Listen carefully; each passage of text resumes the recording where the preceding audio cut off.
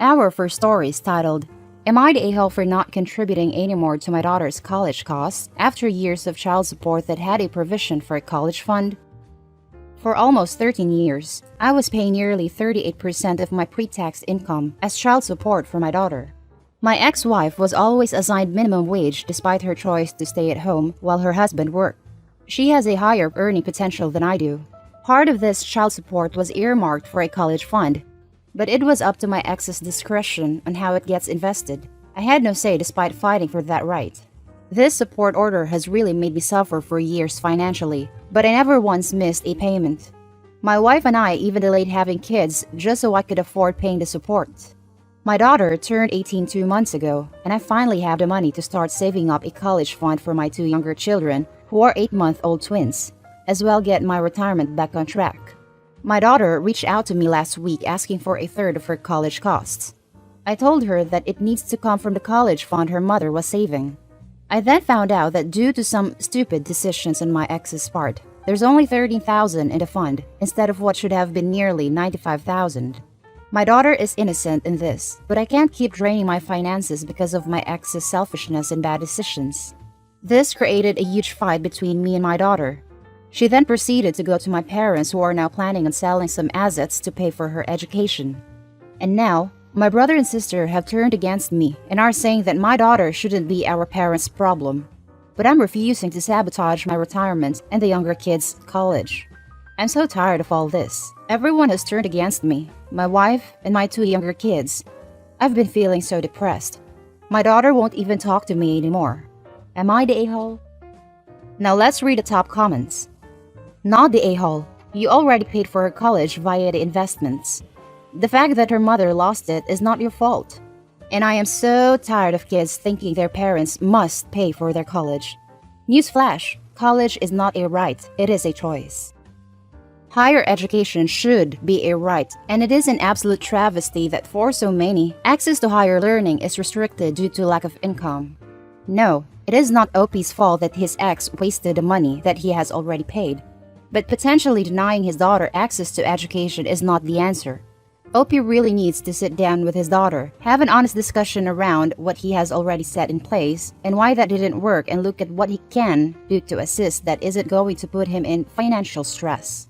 At the very least, this might help his daughter understand that she is putting blame on the wrong person. OP needs to be honest. Daughter, your mother squandered your money and I don't have any more. I gave to save up for retirement and for your siblings' education. I'm really sorry, but you're angry at the wrong person. And what about his other kids? They cannot be sacrificed because the oldest one has an irresponsible mother.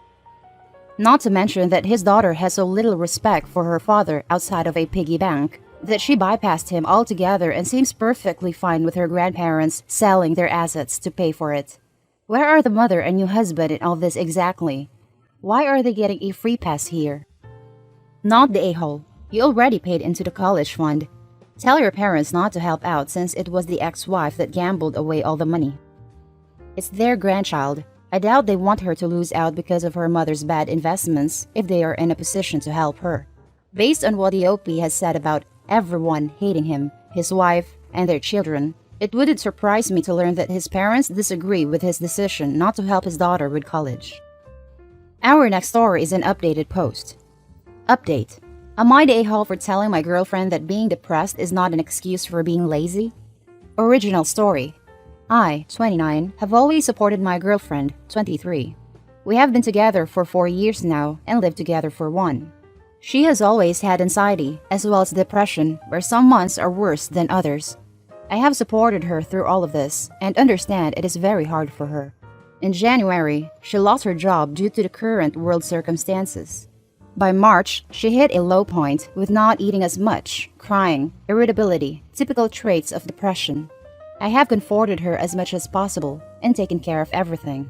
However, at the beginning of June, I was allowed back to work, and since the house has fallen to shambles, I am too tired by the time I come home to do anything, even cook. Most nights we order takeout, and on the rare occasion, she makes food. The floors aren't being washed, hovering isn't being done. Laundry is a mountain, and dishes are everywhere. I try to keep on top of it, but with work, it is almost impossible. She is home all day, She lies in bed till late afternoon, watches Netflix, eats bowls of cereal, and naps. That's about it. I've tried to gently coax her to do more, and she says she will get to it but never does.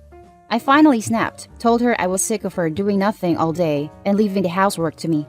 That if she is here and I am working, she needs to be pulling her weight. She got upset and said that she wants to, but she can never find a motivation, that she is tired all the time. I said I understood she was depressed, but it isn't an excuse to do nothing and be lazy. No one likes housework, but I won't take any more excuses about it. She needs to start doing it or leave. Next day, I come home to a clean house and a note from her saying she was sorry and is going to stay with her mother. Her mom helped her clean before they left. I tried calling, but she wouldn't pick up. When I rang the house, her mother answered and had a lot to say. She is furious, telling me about how she is struggling and I am making her worse. That I should be supporting her, not ignoring that she is in a bad place, and so on. I was told my girlfriend had been crying all day in her bedroom, and I feel awful. I never wanted to hurt her. I just snapped. I tried to get her mother to give my girlfriend a phone, but she wouldn't speak to me. It feels like a lose-lose situation. On one hand, I know depression results in lack of motivation and cleanliness. And on the other, I can't stand to see our home in such chaos. I've never had depression, so I can't say for sure how bad it truly is. That's why I find it more difficult to 100% empathize. Am I the a-hole for telling her depression isn't an excuse? Extra info. She has a therapist and talks regularly with them. Her depression is worse since losing her job. Usually she is quite clean and tidy. We don't usually have this issue. She is looking for a job despite depression, etc. I have enough money to support us both in the meantime. And now for the update. Ultimately, I realized that the majority of the blame was mine. I never ever should have called her lazy because that isn't what she is. I lashed out and I shouldn't have. She stayed at her mother's for a few days and we eventually met up to talk. I told her how it just got too much for me, but it was no excuse for lashing out and I apologized.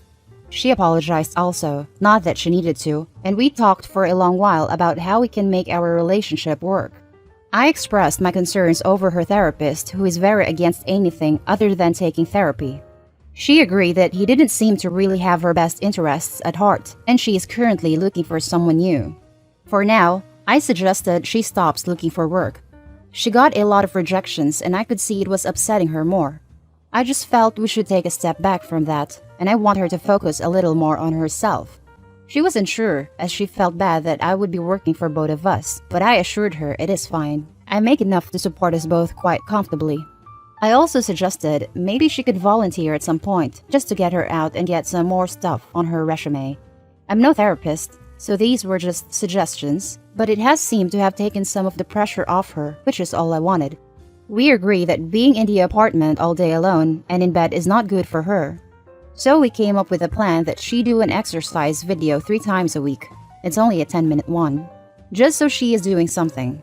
She has found she likes doing them. They make her feel a bit better after, and has started something called yin yoga now too. To help me, she has 1 chore a day to do. I don't care what it is. It could be dishes or it could just be putting the laundry in the hamper. This rule has at least gotten her out of bed for part of the day, and she's found that once she starts, she sometimes ends up doing more than one thing. I make sure to show my appreciation for whatever she has done, no matter how small it was. We have set out that every Sunday, we will have a deep cleaning day where we get everything done for the week. This has been surprisingly successful. We make it fun and just mess around while still getting things done. It makes the week a lot more manageable when we only have light chores to keep on top of. She is trying more, and I'm also working on being more supportive about her depression. I'm researching it more and learning ways I can help her because it is a part of her. We are both putting more effort in and communicating a lot better. I hope we keep making progress because I do love her very much and want us to work. And now time for the top comments. It's so nice when these things have a happy ending. Good job on working on your issues and communicating properly. This does seem like a great example of a couple coming together to talk about their issues.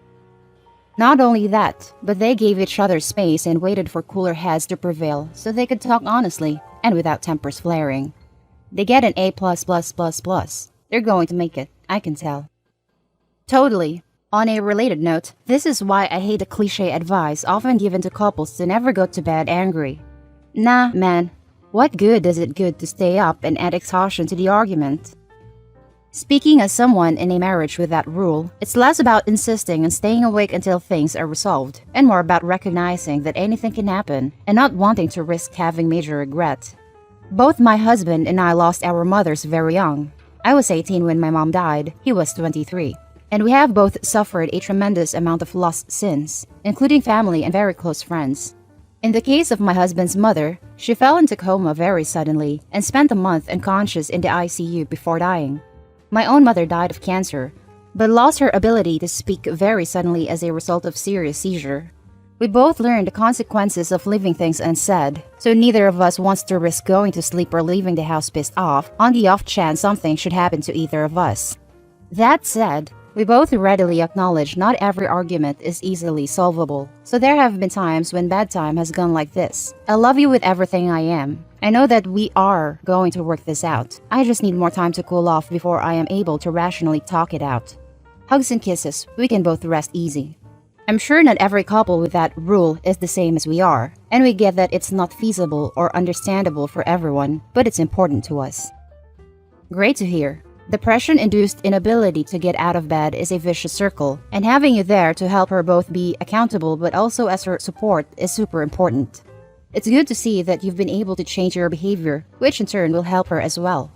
If she's enjoying doing online fitness and yin yoga, I highly recommend a YouTube channel, Yoga with Adrienne. She does a lot of slow yin style lessons, in addition to specific ones for people with depression and anxiety that are great. I'm glad that you found this balance. I do think you are being hard on yourself as well.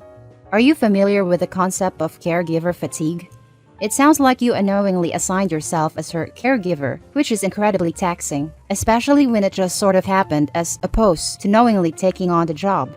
Living with someone with mental health issues has its own set of challenges. You should seriously look into getting your own therapist to help you handle that responsibility and manage your own well-being. Thank you for the advice. My girl did suggest to me that I also find someone to talk to, and I think I may. And for the last story, am I the a-hole for not letting my husband's ex-wife to be my twins' second mommy? My 23 female, husband Matt, 25 male, married young to Sophia. They are both recovered drug addicts, but my husband decided that part of becoming clean. He was also gonna divorce her 4 years ago since at that time, she didn't want it to stop, and he just couldn't do it anymore. He left her and she never took this well, but it helped as a push, and she decided to get clean too after the divorce. We met a year after that, we dated for 2 and then got married last year. She is a part of his life and I'm okay with that. They got in contact again in 2018 when she tried to get back to him, but he told her he was already dating me. She then tried to be his friend and he asked me if I was okay with this since she is his ex-wife. And I said that I was not one to control this relationship, but she made it very clear that she hated me and that for her, I was this little princess whose daddy handed her everything and had a perfect life, which I'm not. So my husband limited the contact with her. She told him that she was pregnant a few months ago. We congratulated her and were truly happy for her, but she had a miscarriage 2 weeks after that and was so devastated. I offered her my support since I had one in October of last year while my husband and I were trying for a baby. I know how bad it is and I didn't want her to feel alone since the father wasn't in the picture. We kept talking and we improved our relationship. I won't say we became the best friends, but you could tell that there was a closeness between us. She's trying for a baby, but apparently her boyfriend has low sperm count and it's a little hard. She is so upset because they don't have the money for treatment or IVF and is always talking about how she can't wait to be a mother again. Well, my husband and I found out in May that we are pregnant.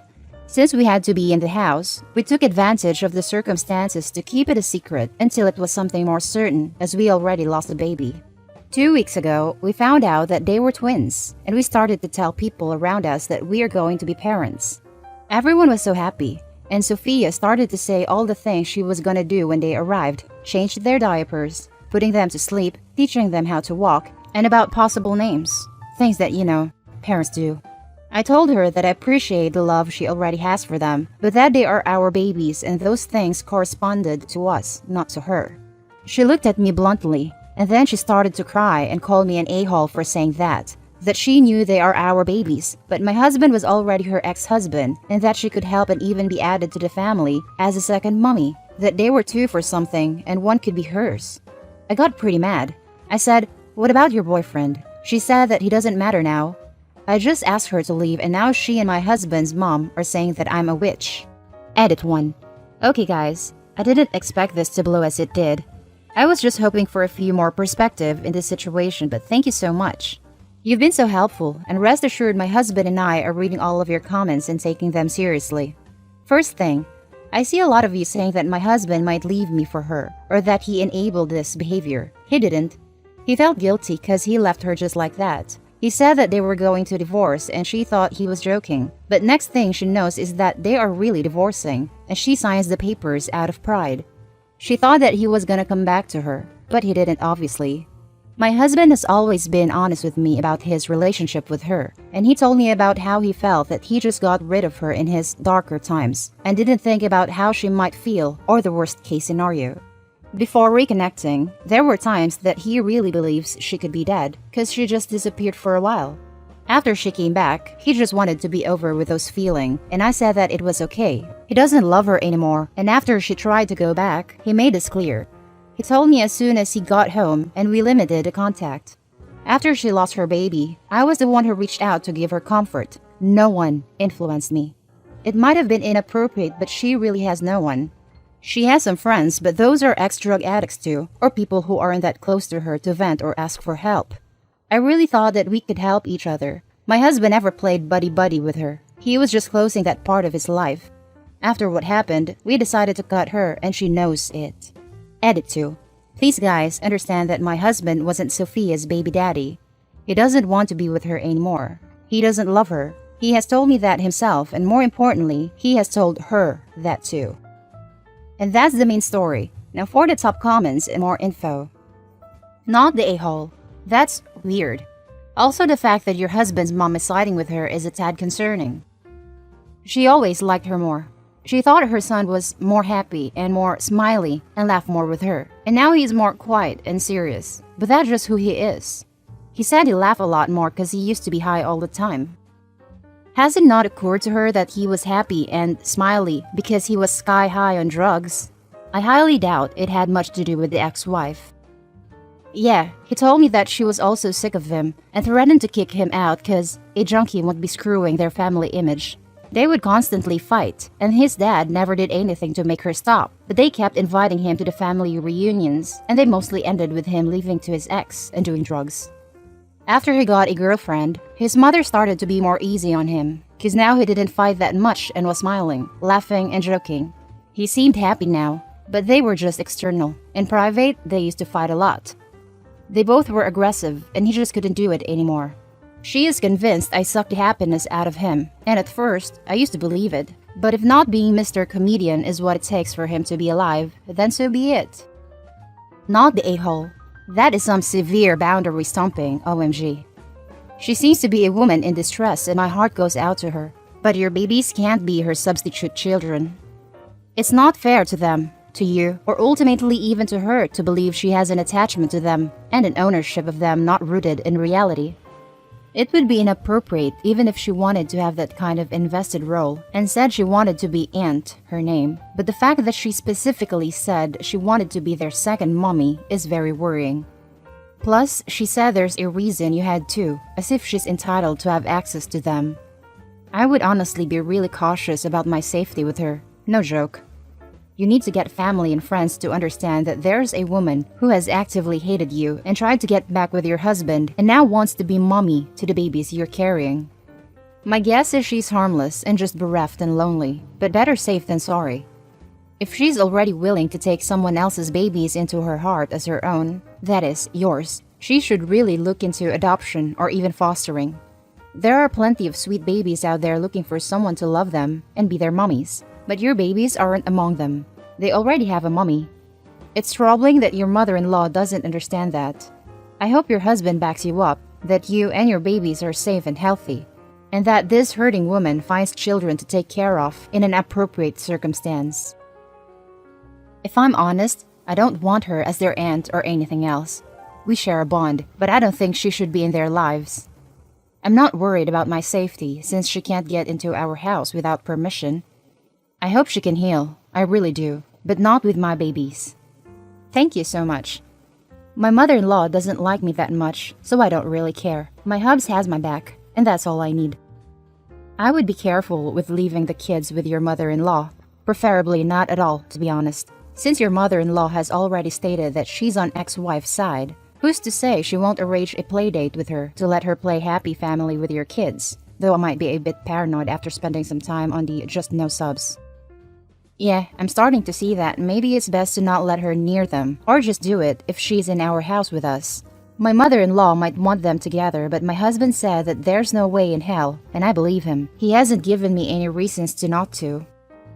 That's the end of our video, folks. Share your thoughts down in the comment section. Don't forget to hit like and subscribe, and I'll catch you in the next one. Stay safe.